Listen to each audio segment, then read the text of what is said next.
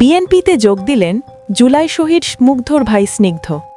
২০২৪ সালের গণ-অভ্যুত্থানে নিহত মীর মাহফুজুর রহমান মুগ্ধের ভাই মীর মাহবুবুর রহমান স্নিগ্ধ বাংলাদেশ জাতীয়তাবাদী দলে বিএনপিতে যোগ দিয়েছেন। মঙ্গলবার ৪ নভেম্বর রাত ৯টার দিকে গুলশানে বিএনপি চেয়ারপারসনের কার্যালয়ে সদস্যপদ ফর্ম পূরণের মাধ্যমে তিনি আনুষ্ঠানিকভাবে বিএনপিতে যোগ দেন। এ সময় লন্ডন থেকে ভার্চুয়ালি যুক্ত ছিলেন দলের ভারপ্রাপ্ত চেয়ারম্যান তারেক রহমান। এ সময় বিএনপি মহাসচিব মির্জা ফখরুল ইসলাম আলমগীর নতুন সদস্য ফর্ম গ্রহণ করেন।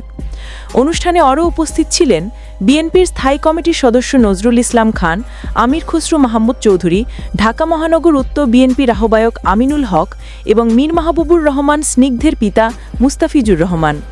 গণ-অভ্যুত্থানে আওয়ামী লীগ সরকারের পতনের পর গত বছরের সেপ্টেম্বর মাসে জুলাই শহীদ স্মৃতি ফাউন্ডেশন গঠন করা হয়। সেই সময় ফাউন্ডেশনের সাধারণ সম্পাদক করা হয়েছিল স্নিগ্ধকে। পরে তিনি ফাউন্ডেশনের প্রধান নির্বাহী কর্মকর্তা হন।